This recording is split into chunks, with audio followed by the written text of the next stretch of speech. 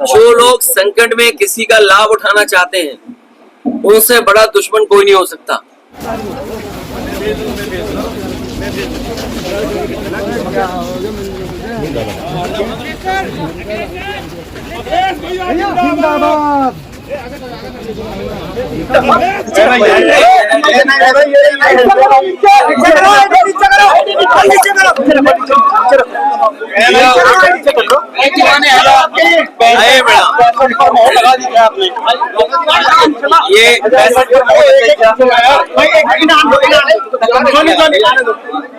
ये देवन में आना और इससे पहले भी मैं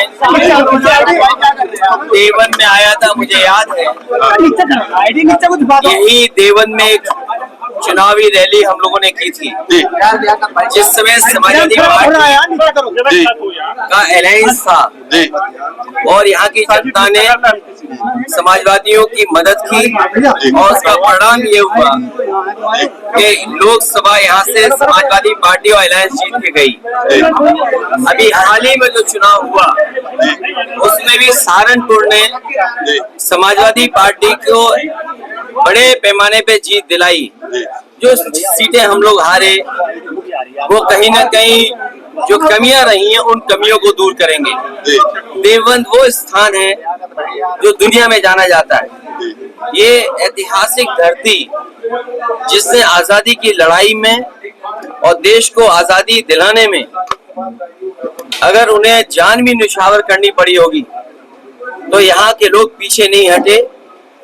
उस समय अंग्रेजों के खिलाफ और देश के हित में जो देवबंद का योगदान है वो भुलाया नहीं जा सकता। ये स्थान ऐसा धार्मिक और पवित्र स्थान बनकर के निकला है कि जहाँ पर भाषा को लेकर के, अपने कल्चर को लेकर के, अपने ट्रेडिशन को लेकर के आने वाली पीढ़ी के भीतर कैसे वो संस्कार जाएं, उसके लिए देवबंद हमेशा जाना जाएगा। ये वो स्थान है जिसने उर्दू में शिक्षा दी, लोगों का जीवन बदला है।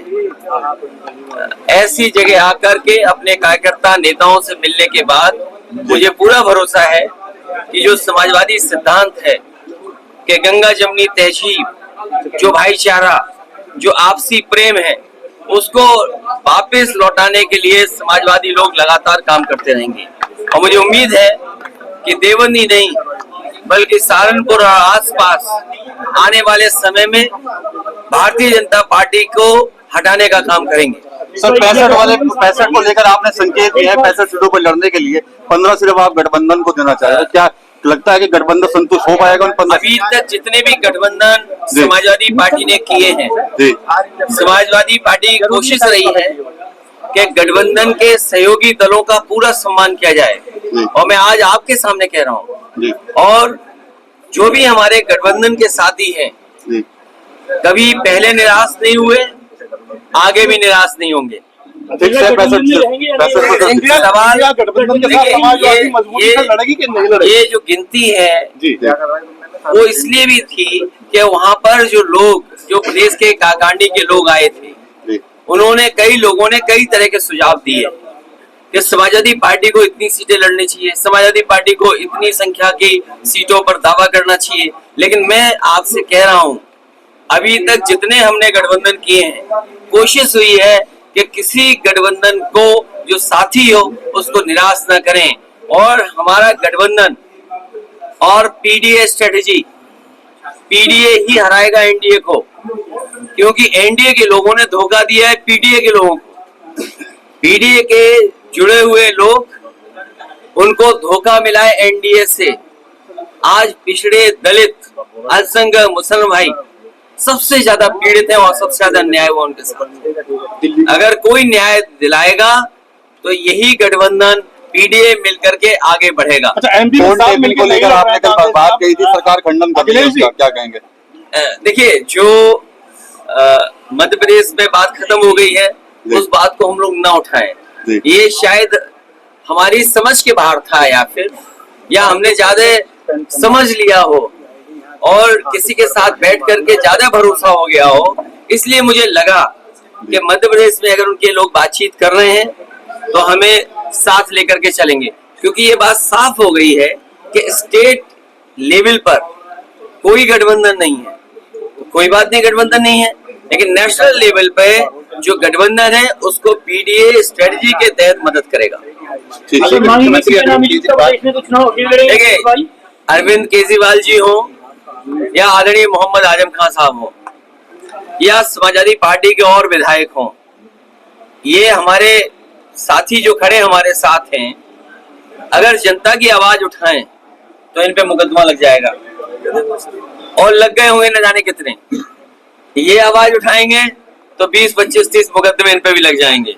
सर एक अरविंद केजरीवाल हो या आदरणीय आजम खान साहब का परिवार हो, ये सब इसलिए परेशान किए जा रहे हैं क्योंकि बीजेपी को ये लगता है कि ये ताकत बन करके उभरेंगे। अगर इनको दबा दोगे, यहाँ इनको डिमोरलाइज कर दोगे तो इनका दल पूरा डिमोरलाइज हो जाएगा।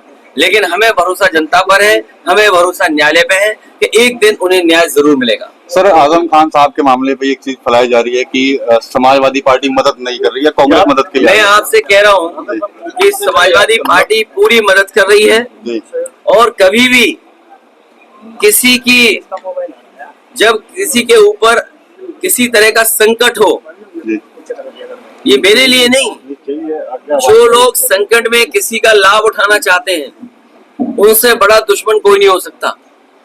समाजवादी पार्टी मदद कर रही है और मदद करती रहेगी। आखिरी सवाल सर, 2024 के लिए देवबंद से क्या मैसेज दे रहे हैं आज आप?